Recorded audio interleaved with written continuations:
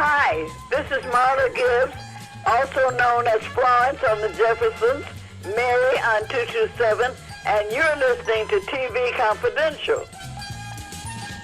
Ed Robertson with a reminder that we will welcome back Lawrence Luckenbill later on in the hour. We hope you stay tuned for that. In the meantime, we'll begin our second hour by playing part 2 of a conversation that began last week with Kathleen Bradley. Kathleen Bradley, the first African-American Barker's Beauty on The Price is Right, and the actress known around the world as Mrs. Parker in Friday the 1995 cult classic starring Ice Cube and Chris Tucker. Kathleen and Ice Cube recently reunited on the set of Ice Cube's music video, It's My Ego. Kathleen appears very prominently in several scenes of the video of It's My Ego. She is the stylishly dressed churchgoer in the blue dress and the blue wide brim hat. Kathleen Bradley, also the author of Backstage at The Price is Right, Memoirs of a Barker's Beauty, an intimate look at Kathleen's 10-year run on The Price is Right that also shares many stories about Kathleen's journey in show business before and after The Price is Right, including her years performing around the world as a member of the Love Machine, the popular female soul group of the 1970s, as well as her encounters with such stars as Don Johnson, Della Reese, Tom Jones, Kenny Rogers, Richard Roundtree, Oliver Stone, and many, many others. Backstage at The Price is Right, available Amazon.com, where books are sold online. You can follow Kathleen Bradley, Instagram, Facebook, Twitter, and KathleenBradley.tv. You are a pioneer in television. Now, I've talked to enough actors to know that nobody sets out to be a pioneer.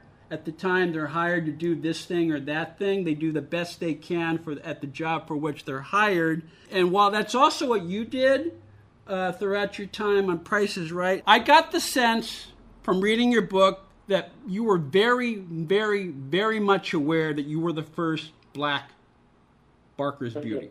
Right. As you did your job. So even though you did the best you could when you came to showcases and stuff like that, you were also aware that you were the first, and you were also aware that a lot of black families in particular watched that show, and a lot of young girls were watching that show, and the fact that you were the first African American to do that, you knew that you were being a role model for other families. Oh, yes, I got you now.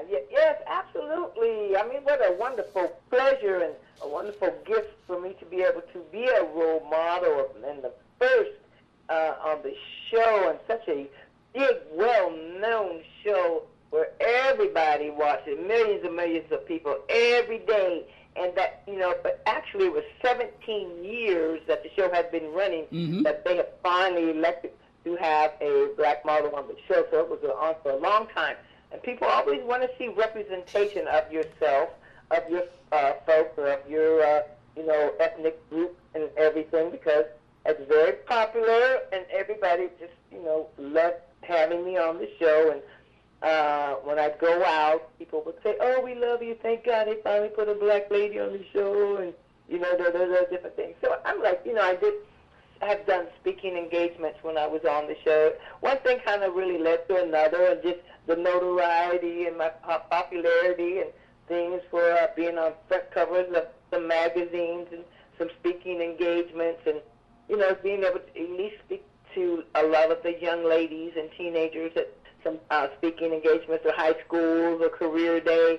And all of that just meant so much to me. I was very happy and glad that I was able to represent our culture. I just thought of this as I was getting ready to talk to you today, Kathleen. In a way, you were the Jackie Robinson of The Price is Right. Well, that's a good one. Haven't heard that one. That's wonderful to think about. You should know I will use that. There are two stories in your book that really jumped out at me. One is the part where you talk about Dion's relationship with Tim Reed before he married Daphne Maxwell. And that spoke to me because she told you how Tim opened her eyes to a world that she had otherwise been sheltered from. I mean, he opened her eyes to the experience of being a black person in the U.S., which she admitted she was otherwise sheltered from. And that spoke to me because not too long ago, I had a 3-year relationship with a black woman, and in that one important respect, my experience was not unlike Dion's. So, anyway, I mean that has more to do with me than it does with you. But it's like that was one part of the book that spoke to me particularly as a reader. You know, interesting you bring that up, because when I wrote this book, I was really, really trying to be very delicate in some circumstances with some people and life affairs and how you say things. The memoirs are very, very touching. Because it is my thoughts, my remembrances, and going back and putting things in perspective as I see them. And that's what memoirs are for people who really don't know that memories of, things that occurred during a certain period of time. And as Ann and I were very good friends on the show, she would confide in me and talk to me about certain things and certain people and what have you. Some of the things you might read, other stuff I was trying to make a little comedic, because I'm funny. I like to write funny things. Yeah. Things, some subliminal things that you laugh about, and when she started going down to Barker's dressing room. But with Tim Reed, she had shared that with me. And quite frankly, I wrote this book so long ago, I have to really go back. I'm like, oh, did I say that? Like Urkel, did I do that? I have to go back and read what I wrote. Having been on the other side of that, because I've written a few books myself, and every now and then someone will ask me about something I wrote 25 years ago. I have to read my own stuff to remember what I said too. So I understand exactly where you're coming from when you said that. So right, and I do need to read this again, because I have a very, very big documentary they're going to be doing pretty soon about The Price is Right. And some of my material for my book will be used, and I have to make sure I'm accurate, especially saying what I had put down back there. So I better leave this book out so I can read it. That's good. Well, keep us posted on that documentary, and when that happens, Sure, you'll hear about it. Absolutely. That's pretty big. Absolutely. Long overdue. Well, and no, we're talking about the difference between. I mean, a memoir is your recollections of what happened. But in giving your recollections of what happened and your recollections of what people told you, you also give us a really good sense of the Kathleen Bradley story up to the time the book was published, and because there are many chapters to your life that have happened since you released that book. But you also give us a sense of who you are as a person, and I bring that up because my other favorite story is the story of you and Oliver Stone. Now, most actors are told, most performers are told, say yes to everything. I know. And you had a meeting with Oliver Stone, which not everybody can say. Right, yep. Mm-hmm. And he told you that he wanted you specifically to play Coretta Scott King. Yeah, he kind of says he thought that perhaps it was for me to play that. Once he met with me, and I guess he had some other projects and stuff, but in particular, I guess he was seeing and thinking perhaps I could play Coretta Scott King. And, first of all, she's a very attractive woman in her own right, but I always think when people play characters, they should at least have some resemblance and look like them to a certain degree, which I didn't feel like she and I had that kind of thing in common, that we looked alike or what have you. But just the thought of doing it to whatever magnitude it might have been kind of scared me a little bit. As I have been in the industry for so long and doing a lot of different things, but something of that magnitude, I was like, oh, heck no, I can't handle all of that. I'll be your best friend and come in and out occasionally. Oh, my God, because this business is so crazy. You have to remember, time to time I've had difficulty doing, but you got to really, really steady and read that script over and over and over, and you have to even know the lines from your person that you're reading with, that you're actually in the room with, because you have to get that feedback, you have to get the feeling from what they're saying and respond to it like you're listening to them and knowing what they're saying. And I've had opportunity to do quite a few things since then, obviously, but that in particular time, I was like, oh, no, I don't think so. I know it's crazy, huh? Well, no, but the fact that you had the confidence as a person and you knew who you are and you knew what you could do and you knew what you felt you could not do, the fact that you had you had the courage to say, no, I don't think I could do that. That says a lot about who you are as a person. Yeah, and you know what? One thing I do regret, I was with a different manager way back then in an agency, and he asked for a reel, one of my reels for acting, and I didn't really have one. I kind of struggled trying to put some things together because all I really had, actually back then I did do a movie called Perfume, where I had the lead role of Charlene, Vashti, and I could have put some things together then, but I don't think I had any of those clips back then to put down. And I did some other shows like Good Times, Amen with Sherman Hemsley, a lot of some TV shows, General Hospital. But it was kind of hard back then to try to get a hold of some of those reels and the tapes and the TV shows to put them into a nice little acting reel for myself. And I never actually got the opportunity to send that back to him because he did have his office requested. And I'll never forget that I never did do that. So that was an opportunity missed for some reason or other that I probably at least could have played something, of a lesser role at some point in time and really should have kept more in touch with him. Yeah, and again, I loved reading that because you didn't have to tell that story. You could have just told the story that's all the highs and none of the lows, but you shared that and yes, okay. Look, we all have moments that if we could go back to ourselves from 1990 and say do this differently, we would do that. But all you could do, all any of us could do, is make the best decision we think we can make at the time, given what we know and all of that, and hope for the best.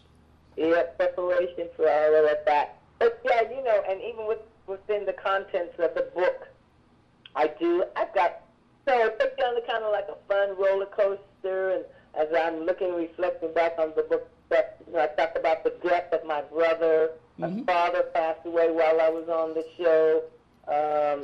Me, talking about Mr. Goodson, the Good Times of his passing, and just everything in here. It really is a very good read, for people. And I would encourage you to go on Amazon and order your book, people, because it is. It's a lot of photos. I love photos in a book. I'm not a big reader. I'd rather write than read in a heartbeat, but I did enjoy doing this and putting this book together. It was quite an ordeal. My husband and I, Terrence, we actually put this whole book together by ourselves. I did have several editors or people, readers, whatever you call it, to help with the writing and make sure that everything was spelled and with the sentences and everything. I did not have a ghostwriter, didn't need one. And we put the pictures together. We actually we self-published. We put the whole binding together. We did the graphic work on the outside and all the photos and everything you see in here. Subtitles, we did the page chapter design. And it was just really a labor of love for us to do it. And I always encourage people, I said, please, people out there, regardless of what kind of life or lifestyle you may have had, everyone has a story to tell. Everyone has done different things. You may have a story that might be encouraging for someone else. It doesn't have to be a long 300-400 page book. It could be a little pamphlet or something. Or how to do. I see a lot of my friends and people putting out these little pamphlets, little 15, 20-page booklets and stuff. People do that all the time. You may be a specialist one area that some people might want to know or learn about. There's so many different things you can write about in life, and just, just go for it. It's very therapeutic, too. Very therapeutic. Well, when I don't do my show, I work with authors as a writer and an editor, Kathleen, and I always say this, and it's true, and you just confirmed that a book is as long as it needs to be to tell the story you want to tell in the way you want to tell it, whether it's 20 pages, whether it's 120 pages, as long as it hits the high notes you want to tell.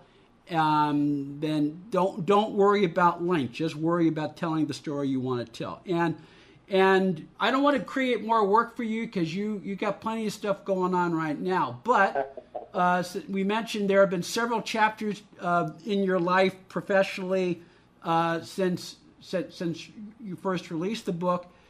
You could always come back with the second edition and add a few chapters about what you've done in the year since you released the book.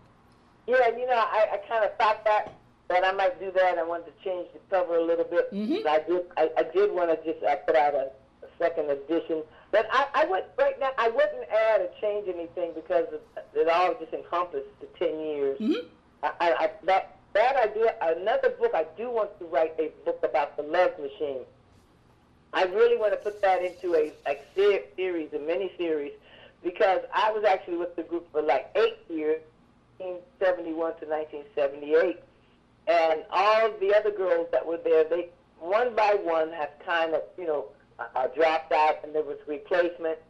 But the whole group went on for like 20 years and everything, and then once again we got revamped when I was on The Price is Right in the 1990s by Don Daniels, our manager, and there was 5 of us then, and we actually regrouped and tried to revitalize the group of what we used to do. Boy, I'm telling you, those 30 or 40 years, boy, I tell you, in between, or 10, 15 years, when you're trying to dance and do what we did, it was take a little toll on our old bodies when we turned 40. Well, we used to be, we were compared like to the Temptations, Tina Turner. Now look at Beyonce when she's dancing and all her group of people.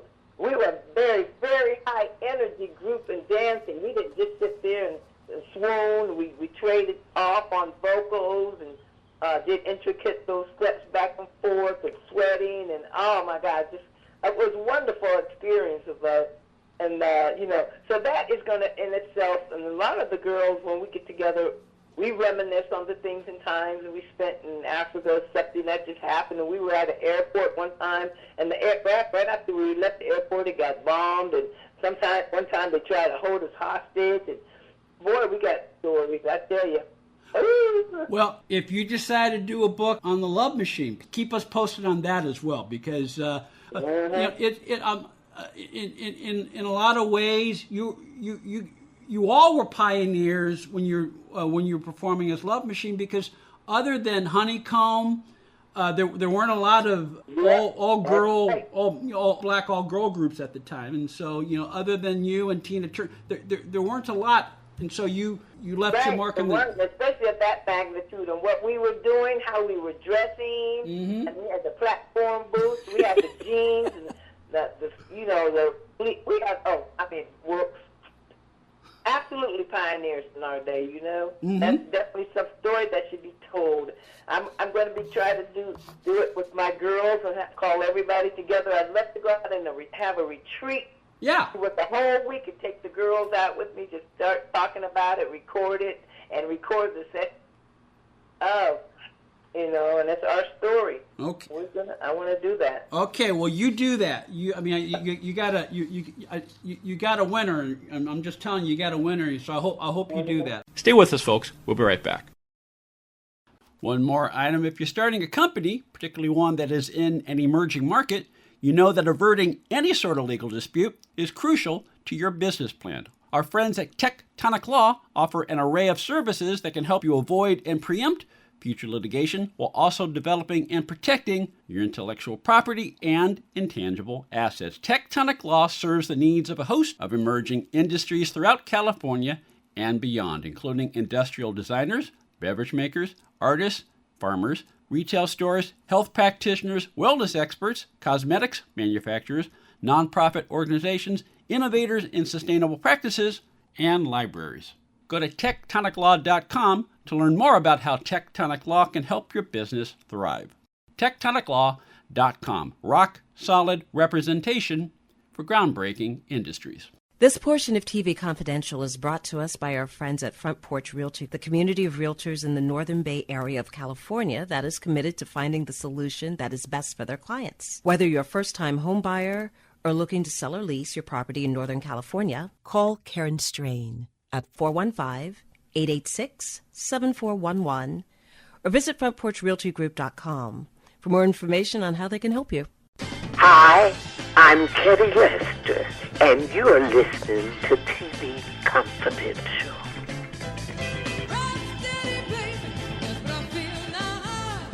Backstage at The Price is Right, Memoirs of a Barker's Beauty, available Amazon.com, where the books are sold online. You can follow Kathleen Bradley, Instagram, Facebook, Twitter, and KathleenBradley.tv. You mentioned you got a documentary on Price is Right that's in the works, and you mentioned you might be doing this book on Love Machine. What else do you have in the works that you're at liberty to tell our listeners? Well, right now, I actually have two, not one, but two minutes in one. You know that commercial. That's right. Some people, two national commercials running right now. I have one for Amazon. The Amazon out like last month, and it is like the Housewives of Amazon. And we're sitting there in my beautiful house, and I have all the ladies and their husbands sitting around, just like the Housewives series, and we're talking about certain things. And then it becomes a very big feud where the girls start, and everybody starts flinging red wine. Red wine's going all over the table, and they're screaming and hollering. And I'm sitting there at the end of the table. I have my phone out, and I see that they're making a mess, so I tap it to have an order, a bounty for the paper towels. And then one of the girls throws a glass into a frame, a picture frame, and breaks it. And then you look at me again, and I'm ordering glasses. And I'm just looking at them, shaking my head. It's really a hot mess. And then at the end, I go pick up my Amazon box, which I ordered everything, and walk back into my palatial estate. It is a wonderful commercial. Lots of fun. And the second one just came out last week, and it's for Hyundai. Hyundai car commercial, and it's so much fun. And me and my two other sisters are sitting in a cafe, and my nephew just bought a new Hyundai. And I talk about it and say things and gossiping and everything. And I tell them I go to his house and I see eggs, so many eggs. And then one of the sisters said, he got egg money? Because you know eggs, the going thing, the price of eggs is so high now. It is. But if you can afford eggs, you can afford to buy a Hyundai. So it's like he got money. The whole premise of that commercial, people are going to be saying, he got egg money? You know, it's out right now. I'm so blessed with that. Well, you know, it's funny. You mentioned that you mentioned the spot you did for Amazon. As soon as you started describing it, I knew exactly what you're talking about, because that commercial has popped up in the bottom right corner of my screen on my notebook like almost every day. Whether I'm I check the MLB app a lot for scores because I follow my teams and whatnot. And 9 times out of 10, the pop-up commercial is that commercial for Amazon. And I've only seen it. I've only seen it in the bottom corner. And everything. I remember the action when you described all the action. That's the commercial. I did not realize that was you. That's me. That is me. I have a great role in the act. I'm the lead role in the actor. First on the call sheet and the Amazon. It's on YouTube too. You can go to YouTube and see that, as well as the new Hyundai commercials on YouTube. Well, I was going to say, next time that pops up, I'm gonna freeze it and blow up my computer and actually watch the computer. Watch it. Yep. You can get it. You can find it now. It's out. Boy, it's really cool. You can follow Kathleen Bradley, Instagram, Facebook, Twitter, KathleenBradley.tv. Lawrence Luckinbill will join us when we come back on TV Confidential. Now you can fly anywhere in the world and pay discount prices on your airline tickets. Book a flight today to London, Paris, Madrid, or anywhere else you want to go. And pay a lot less guaranteed. Call the International Travel Department right now at Low Cost Airlines. 800-222-0511. 800-222-0511. Again, that's 800-222-0511.